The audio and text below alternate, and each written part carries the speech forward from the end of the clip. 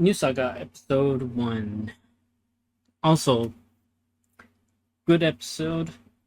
This anime also kind of nice. I want to talk about it.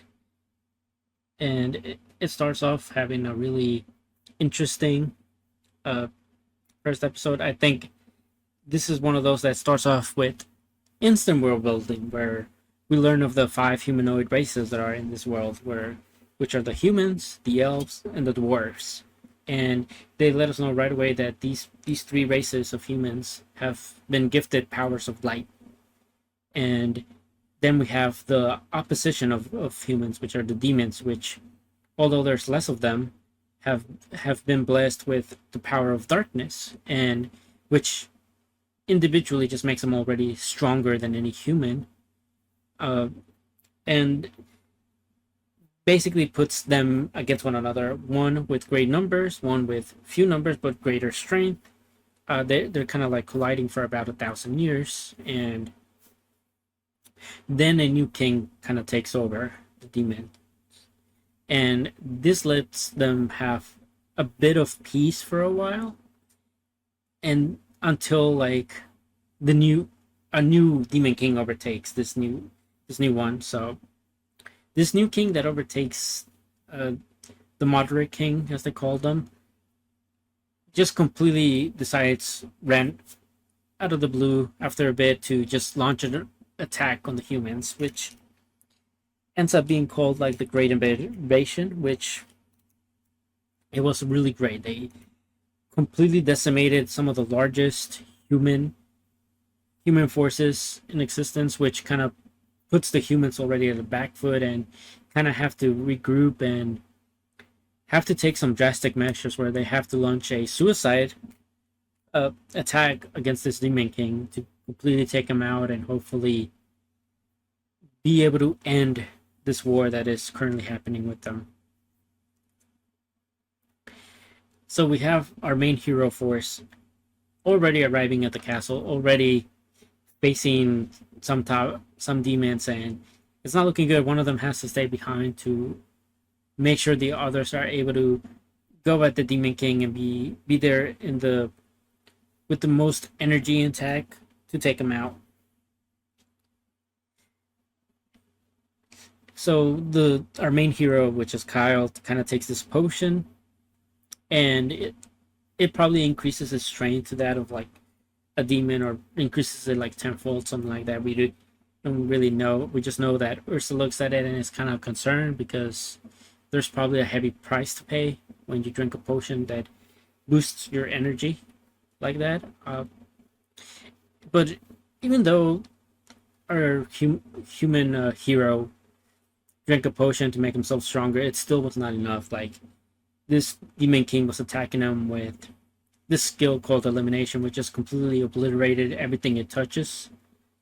And except him, for some reason, he was able to handle it to an extent. He didn't completely lose everything that the skill attacked for him, but it did cripple him a bit, to the point where the mage he was with, Ursa, had to protect them and ended up paying for it with her life for it. So now it was just Kyle and the Demon King, and the fight is great. It's great for as short as it was. Like, Kyle has to charge at him. Demon King demonstrates that he can absorb his blow and reproduce his weapon on his arm.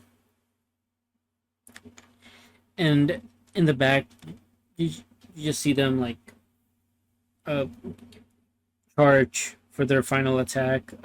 Kyle charges, and he's able to destroy the Demon King, or end him. And even though he ended him, I love that we get the sense of oh, what's the point now?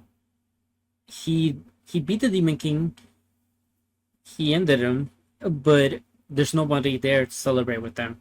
His friend that he left behind in the castle, probably dead. Ursa, the one that was there, dead. He starts thinking about his parents, his family, his the person he loved being dead because of the Great Invasion. And he just realizes, well, I'm alone, and there's no really any worth in my life here. So he's like, if only I could like prevent all this from happening, I would. And lo and behold, there's this crystal that was there the entire time in the background, just seemingly charging energy that he ends up seeing. So he goes up to it with the last bit of strength he has. He touches it, and then it just sends him back in time, which confuses him. He's like, "Oh, what's happening?" He sees the girl that he likes, and he hugs her, and he she kind of like is not necessarily not happy, but she kind of is shocked with the fact that he put a move on her like that with no warning, no indication that he had any motives to do it prior, and he ends up paying with it with like a nice gut punch. But yeah, he realizes like, oh, okay, so I traveled back in time. He's like, I don't know how that's possible, but it's possible. And he notices the stone that brought him there. He's holding it, but it's no longer shining, so it lost probably all its power.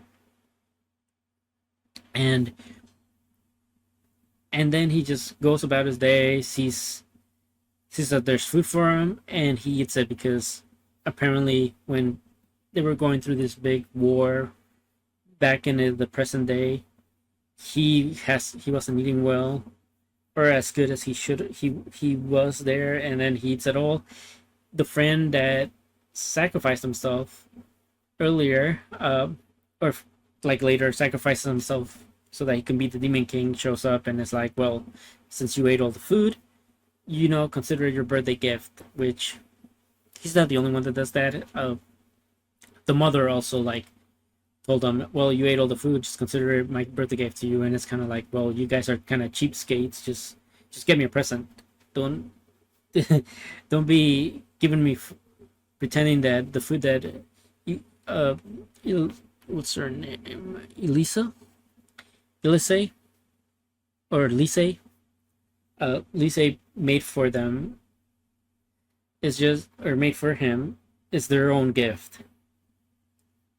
uh, and I do love that in this episode we have him kind of going to talk to his mother, which the mother kind of like really liked because prior to everything that happened in the future, he didn't get to talk to her as much.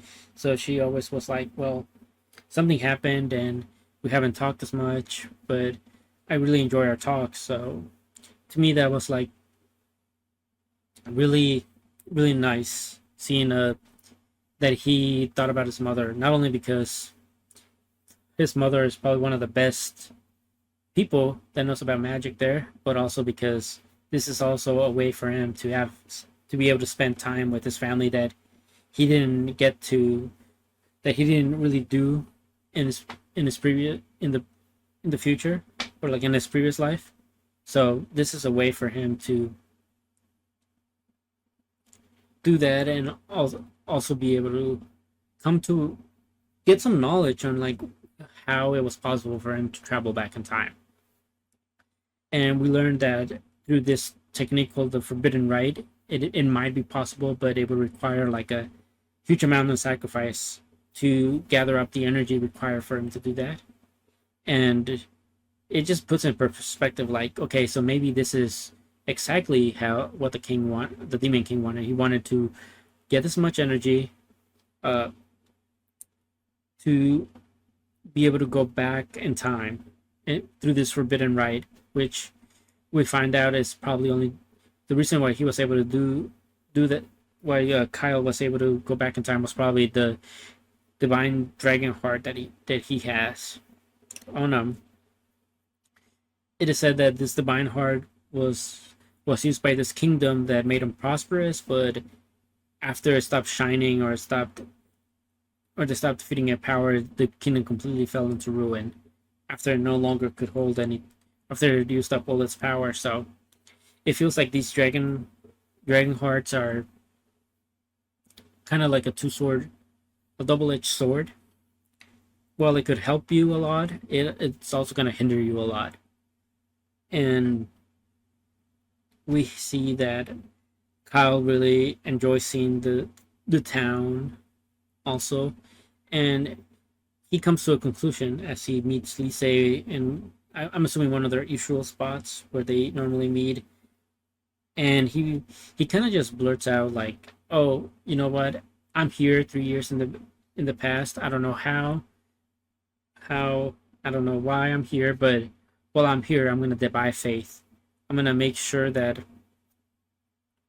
what happens in the future doesn't come to be, because in the future, his town, because it's near the demon demon side, demon territories. They're the first town that gets invaded in the Great Invasion, and that's how he ends up losing most of his loved ones through that through the initial Great Invasion. And because he doesn't want to forget, like later on in the episode, we see that he's writing all the main events down in his notes as to not forget, like these are events that happened, and so he's gonna use that to his own advantage to make sure things don't happen. And yeah, I'm really enjoying this anime. I think it's great. I really enjoy that this is also an anime that has a bit of world building to it, it's gonna have a bit of romance to it. It seems like there's gonna be a great action to it, and overall, just really excited to have another anime that deals a bit in time travel, but it's looking like it could end up being good. Uh, but yeah, I'm excited for more. Rating it a 8 out of 10, but that's all the stuff I have to discuss tonight. So YouTube, if you like any of the anime I discuss, if you want to be involved in any of the discussions I have later on, just hit the like, hit the comment, and subscribe to the channel. And if you want to catch things earlier, just come to the Twitch. I live stream all my discussions on Twitch before uploading sections of it to YouTube, or with less interruptions, of course. And until next time, bye. And until next time, stream. See ya.